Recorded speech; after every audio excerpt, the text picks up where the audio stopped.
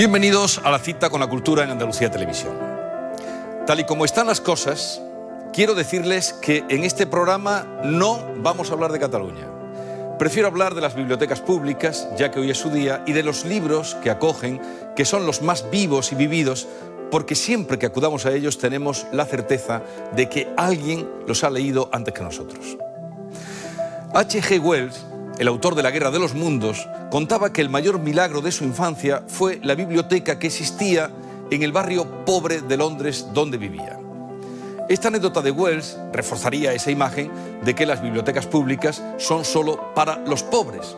Pero, sin embargo, en esa misma época y en una acomodada familia de París, otro futuro escritor, André Gide, luego premio Nobel, hablaba del mismo milagro. Gracias a la elegante biblioteca de su barrio pudo burlar la férrea censura que su padre, un hombre extremadamente religioso, ejercía en sus lecturas.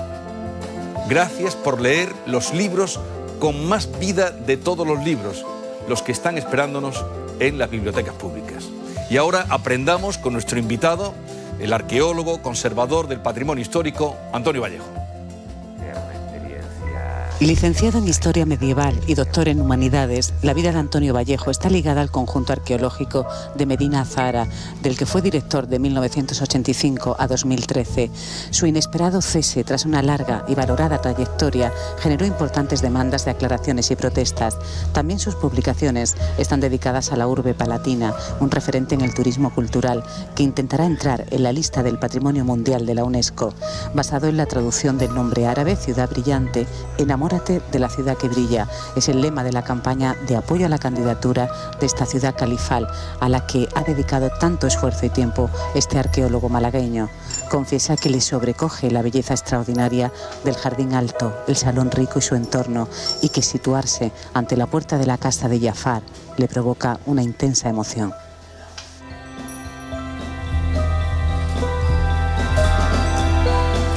Antonio Vallejo, 28 años, director de Medina Azahara. No es lo habitual en este país, en los directores de museos, de teatros, una presencia tan continuada como la suya. Sí, no lo es, efectivamente, no lo es en los últimos tiempos. La verdad es que nuestras instituciones culturales, la tradición de nuestras instituciones culturales sí ha ido por ahí, ha ido por el mantenimiento en los mismos puestos de dirección de las personas, lo cual le ha permitido no solamente diseñar los proyectos, sino también tener tiempo para ejecutarlos. Y esas continuidades en las instituciones yo creo que han sido buenas, que han dado siempre excelentes resultados, que ha constituido una época muy fructífera. Efectivamente, la época más reciente es otra donde se ve donde se aprecia estos cambios más rápidos. ¿Quiere usted decir que también a las instituciones culturales la política ya ha entrado, ya ha metido su estilo? Bueno, de alguna manera sí, de alguna manera la política va también impregnando. La política siempre estuvo, pero digamos que en el momento actual tiene una mayor presencia y hay de alguna forma quizá un menor reconocimiento de lo que son los ámbitos técnicos dentro de las propias instituciones. Bueno, no se libra nadie, ni nada. En este momento, pues se habla mucho de Medina Azahara de cara a conseguir la declaración de Patrimonio de la Humanidad por parte de la UNESCO. Hasta la Liga Árabe la ha apoyado. Usted ha trabajado además mucho en eso. ¿Le ve posibilidades? Sí, yo creo que sin duda Medina Azahara tiene todos los merecimientos para ser considerada Patrimonio de la Humanidad, por muchas razones, ¿no? Yo destacaría dos. Por un lado, porque lo que tenemos allí es un centro urbano completo, con todas sus infraestructuras, con todos sus edificios, con todos los objetos de la vida cotidiana, y esto constituye desde el punto de vista del conocimiento, constituye algo excepcional, porque permite conocer de manera exhaustiva la cultura andalusí, sí, en un momento de máximo esplendor, de máximo florecimiento, como fue el momento del Califato de Córdoba. Hay que tener en cuenta que la ciudad quedó, tras la destrucción en los primeros años del siglo XI, quedó completamente abandonada, no tuvo ninguna superposición posterior y por tanto conserva los restos completos de la ciudad planificada del siglo X. Y esto desde luego constituye una reserva arqueológica a nivel mundial de primer orden para conocer cómo era la vida urbana, cómo era la sociedad de este momento del siglo X. Y entonces, esa gran ciudad califal que fue el Medina Zahara, ¿cómo estuvo tanto tiempo? Hasta 1911 no empiezan las excavaciones, las primeras excavaciones, ¿no? Sí, efectivamente, la ciudad se destruye, se abandona a comienzos del siglo XI, pero la vida de ella no desapareció, porque cuando el país se fragmenta, la entidad política que era Al-Ándalus, cuando se fragmenta en los pequeños reinos de Taifas, que conocemos en el siglo XI, el reino de Taifa, de la Taifa cordobesa, empieza ya a utilizar las ruinas como centro, como lugar de explotación de los materiales. De manera que empiezan a desmontarse los edificios y empiezan a expoliarse primero los materiales más cualificados, el plomo de las tuberías, los mármoles de los capiteles, los fustes, las basas, etc. Y luego después ya, en un momento posterior, la piedra de la sillería, que ya se reutiliza en todas las nuevas construcciones tras la conquista castellana. En esos momentos todavía hay, las fuentes nos dicen que en el siglo XII todavía hay algunas familias que viven por allí que deben estar dedicadas de alguna manera a ese comercio de la explotación de las ruinas. Luego después, en el siglo XVI, durante el Renacimiento, digamos que hay también hay ya una primera aproximación al sitio. Ambrosio de Morales, que fue secretario de Felipe II, está en el monasterio vecino de San Jerónimo, reconoce las ruinas, escribe sobre ellas, da unas descripciones muy certeras, muy detalladas, pero dice que son romanas. Es decir, que la geometría de la propia ciudad, la calidad de todo lo que ve, lo lleva al mundo romano, no al mundo islámico. Y hay que esperar al siglo XIX con la traducción de una obra importantísima de la historiografía árabe por parte de Pascual de Gayangos, cuando se identifica definitivamente esos restos con los restos que todavía quedaban por allí en el campo de Córdoba la Vieja, que era como se llamaba ya aquel lugar tras la conquista castellana, cuando ya se identifican definitivamente con la ciudad que había mandado construir Abderramán III. Y lo que Gayangos pone en circulación son un conjunto de noticias muy diversas, de los cuales el romanticismo español de mediados del siglo XIX, Simonet fundamentalmente, lo que hace es una selección de la misma y extrae las noticias que eran más interesantes para sus intereses románticos. Y estas noticias son que la ciudad había sido construida por el califa por el amor a una concubina a la que le había otorgado su nombre. La leyenda que hizo furor, ¿no? Porque esa leyenda queda muy asentada, de la ciudad construida, pero no era así, era una ciudad como centro de poder. Claro, lo que ocurre es que, digamos, esa idea que Simonet pone en circulación a través de leyendas de distintos tipos, pues se va multiplicando y se va leyendo en certámenes, en festivales, en fiestas de todo tipo, y es la que ha alimentado prácticamente el conocimiento social de Medina Zahara, pues prácticamente hasta hace muy poco tiempo. Cuando estaba hablando Antonio Vallejo de esa Medina Zahara y lo que significa, había una recreación ahí que se ha hecho para hacer una idea de cómo podía ser, ¿no? Una creación un poco... se atañe o se ciñe a lo que podía ser la ciudad. Sin duda ninguna, es una recreación muy rigurosa. Muy rigurosa. Es una recreación donde lo que producimos es hacer la transferencia de todos los conocimientos que ha ido aportando la investigación a lo largo de estos años, hacer una transferencia al nivel audiovisual. Ahí la estamos viendo de nuevo, digo, para que ustedes sepan que eso no lo van a encontrar así, pero sí en la recreación, además dice que muy fidedigna. Muy fidedigna, con un enorme rigor histórico en todo, ¿no? De manera que cuando ahí aparecen los datos seguros, los datos certeros que tenemos. Cuando nos movemos en el ámbito de las hipótesis, la cámara intencionadamente se baja y si no conocemos las estructuras de techo de algunas estancias, la cámara no las recorre. Es decir, ese es un producto, ese audiovisual es un trabajo de alta divulgación científica, muy elaborado, que yo creo que me cabe el orgullo de decir que ha sido hecho aquí. Abderramán III fue el mejor califa, el más inteligente o el más rumboso. Bueno, Abderramán III es un personaje de una importancia capital porque yo creo que fue un poco de todo, ¿no? Por un lado es un gran guerrero, que es la primera faceta con la que logra revertir la situación que él hereda. Él hereda prácticamente un país al-ándalus muy fragmentado, con poderes locales situados en prácticamente los distintos territorios que componían el país, y él logra someter a los distintos señores que controlan esos territorios y logra crear un Estado centralizado. Eso lo hace a golpe de espada, es decir, eso ahí es donde se muestra la faceta militar. Pero hay un momento en el que las fuentes dicen que la mitad de su reinado la dedicó a guerrear y la otra mitad a construir. Bueno, más o menos eso es así. Lo cierto es que hay un momento en el que una vez que tiene sometido y que ha creado ese Estado centralizado, se dedica a gobernar y a construir, y es cuando se inicia la construcción de Medina Zara. Y se dedica también a algo importante, a educar al hijo, a educar al futuro califa Al-Hakam II, en otro tipo de tareas que tienen que ver más ya con el cultivo del saber. Él se da cuenta que el califato no puede sustentarse exclusivamente sobre la fuerza de las armas y prepara al heredero sobre unas bases distintas, sobre las bases del conocimiento y sobre las bases del saber. El Salón del Trono, ¿es cierto eso de que allí es donde él apabullaba a los embajadores que venían? Con aquel sistema de la fuente, ¿no?, de mercurio, un poco de magia que... Cuéntenos, ¿qué era lo que pasaba allí en el Salón del Trono? Sí, es ese, ¿no? Ese es el Salón de Ad-Rahman III, sí, efectivamente. Esa es una parte también de la leyenda, ¿no?, que digamos, las fuentes cuentan el asombro de los embajadores al situarse dentro del Salón del Trono, y cómo llegan a decir en un momento que el califa parece que tiene un artilugio por el que hace mover el edificio.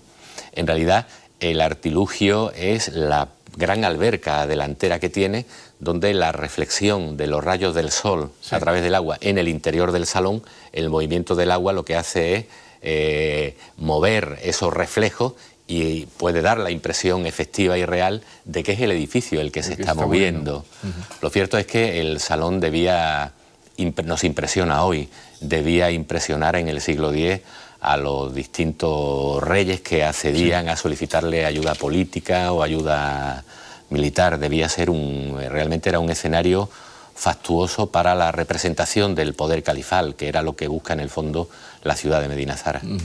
Claro, pues ya tenía la fastuosidad de la mezquita, ¿no?, como poder religioso, y este sería el otro poder importante. Sí, efectivamente. Digamos que Medina Zara sería la capital política de la dinastía y la mezquita sería el monumento religioso de la dinastía. Y además lo que observamos es que a cada institución que va traspasando, cada golpe de administración que Ad-Rahman III va traspasando de la ciudad de Córdoba a Medina Zara, la ciudad de Córdoba no la abandona, sino que va haciendo el mismo esfuerzo inversor en las ampliaciones de la mezquita. Es decir, que por un lado va desarrollando la capital política, pero no descuida por otro lado el monumento religioso, de forma que a finales del siglo, o en el tercer cuarto del siglo, nos encontraríamos con lo que podríamos entender una capital política compartida con Córdoba, desde luego, pero donde Córdoba tiene más unas connotaciones religiosas por esas ampliaciones sucesivas que se han realizado sobre la mezquita. Por cierto, Antonio, sácanos usted de dudas, porque el obispo en esta controversia con la mezquita llegó a decir que sí, que la mezquita era mora, pero porque habían pagado los cristianos. Más o menos, dijo. Sí, dijo algo así. Vino a decir que la mezquita era bizantina, ¿no?, que todo lo que había en ella era producto del arte, entre comillas, cristiano, bizantina.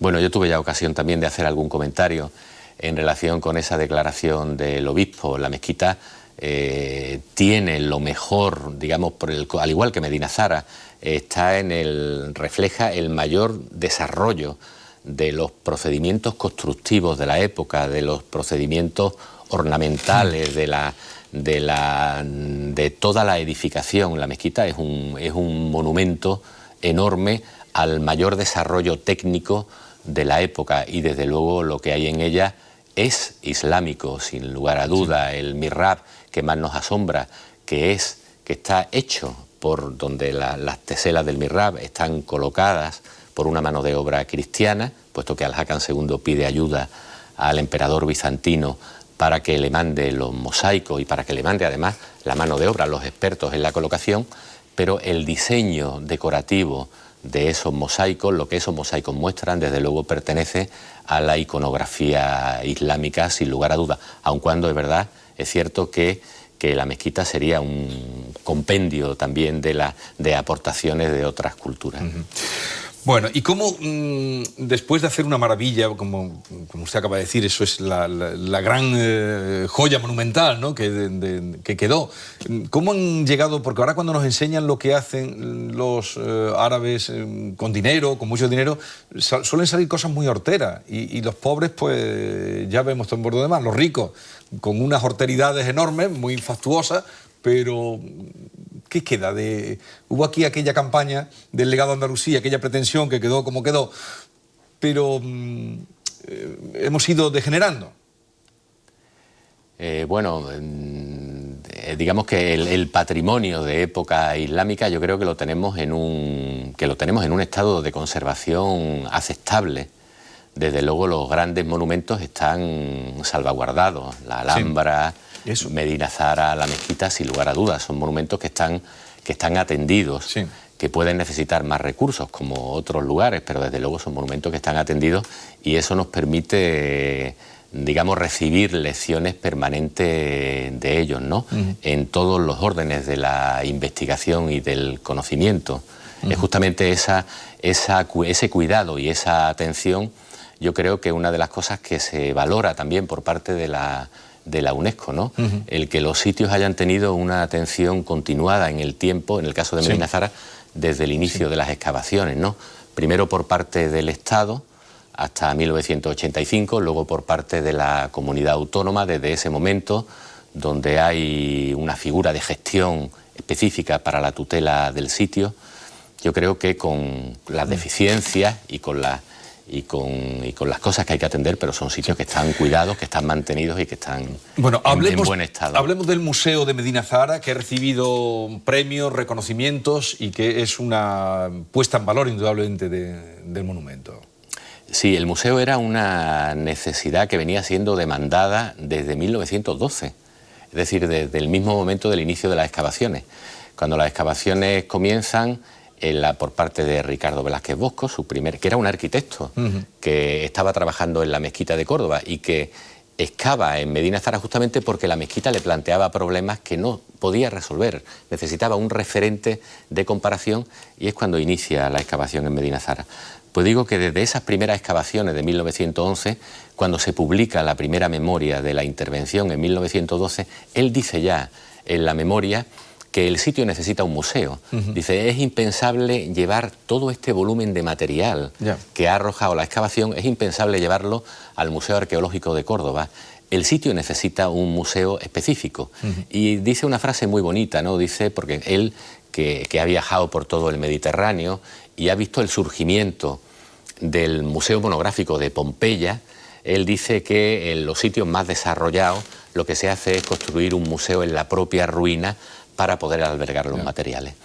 Esta idea, digamos que tiene una primera plasmación en los años 20, donde se construye el edificio de entrada, el edificio que hoy tenemos junto a la entrada al yacimiento, se construye como museo y como almacén de los materiales y como sitio también de restauración de los mismos.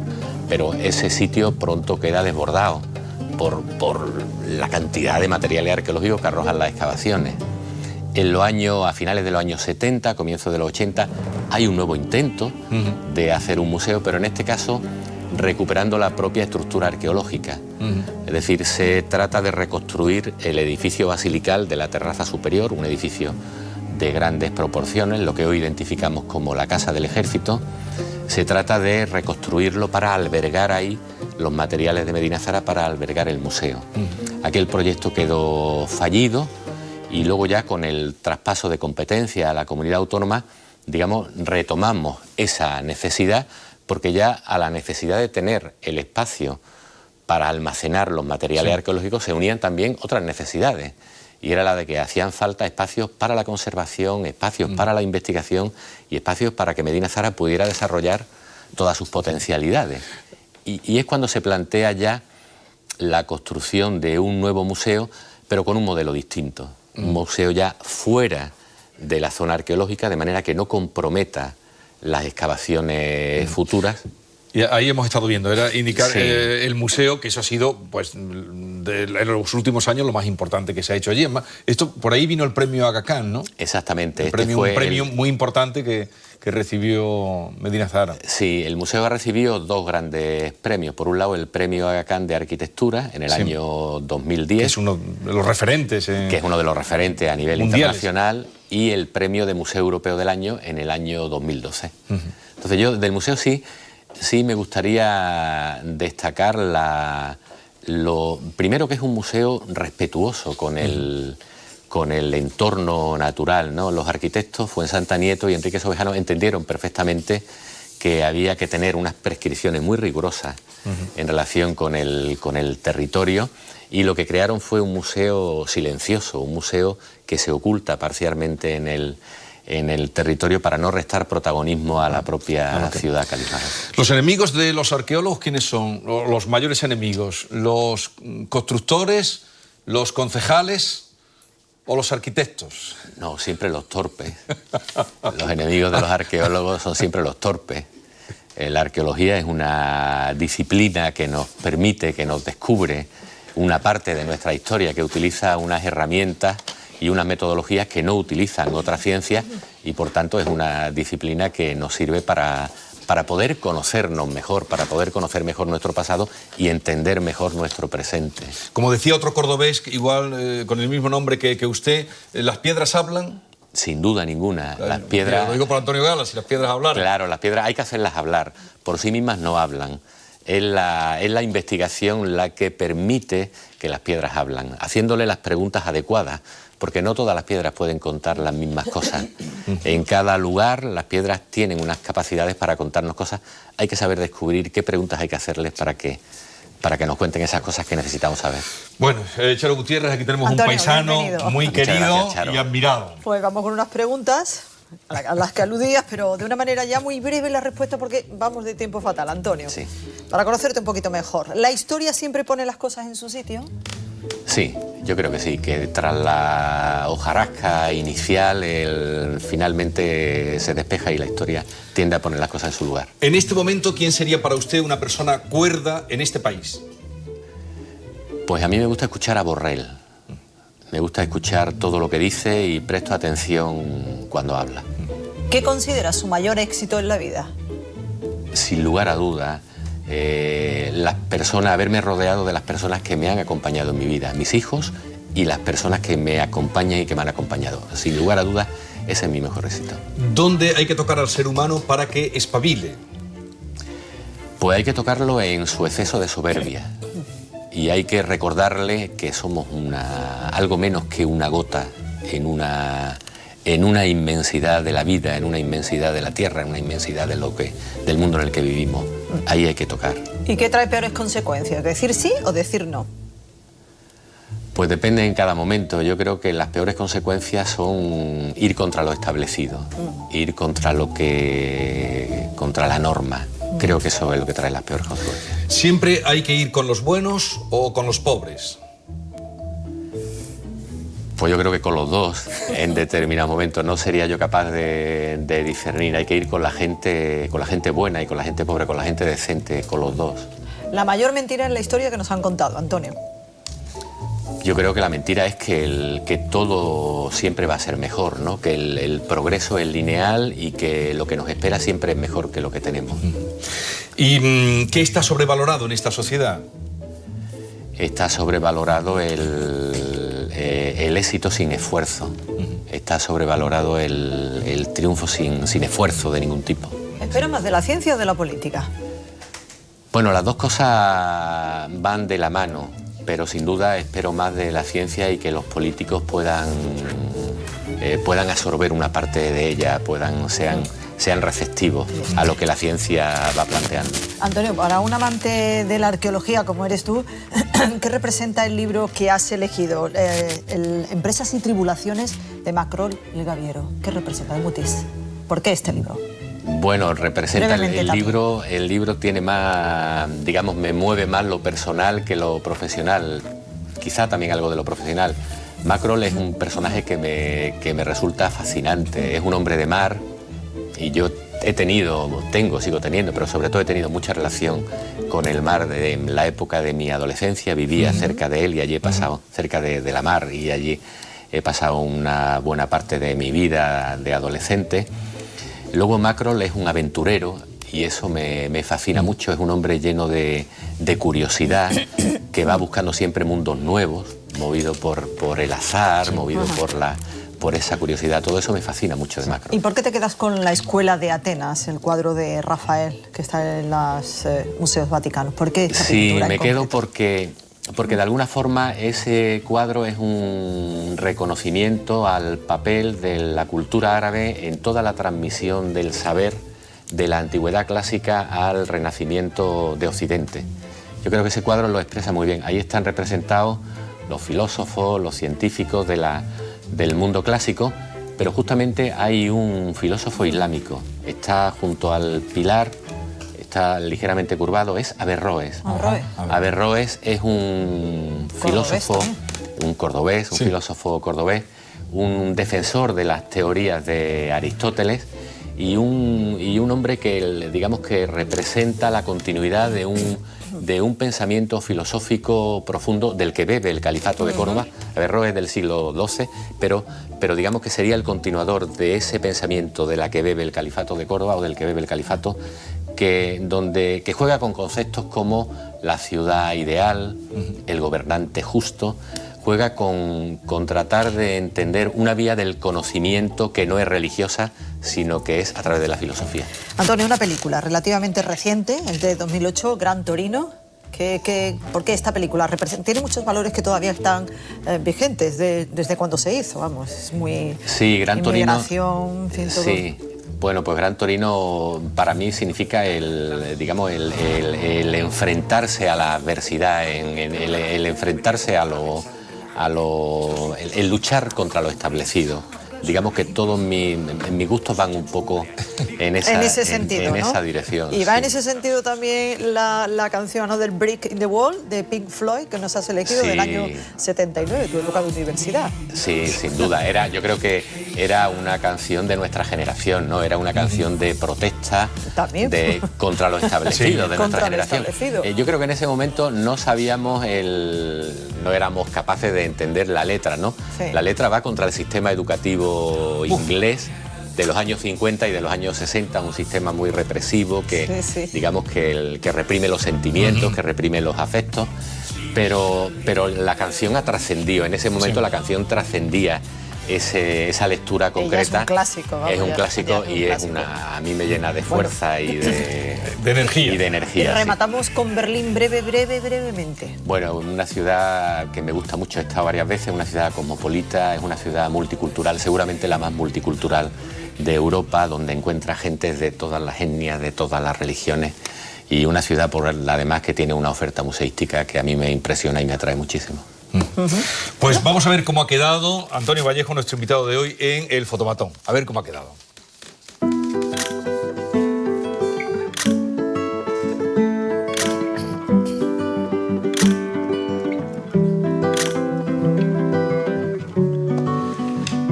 Recuerdo de su paso por aquí, además de todo lo que nos ha contado, como siempre lo hace, como siempre lo ha hecho cuando estaba en Medina Zahara como director tantos años y cuando nos enseña cualquier cosa para que a través de su conocimiento sepamos ver más allá de la ruina, la piedra o lo que queda en pie.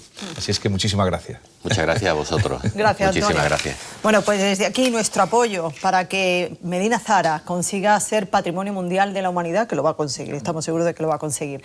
Les dejamos ya con unas imágenes, con esas imágenes le hemos hecho un adelanto, una recreación en 3D de esta ciudad califal. Así les dejamos. Gracias. A las 11:15 nos pueden volver a ver y a las 8 también. Mañana. Hasta mañana.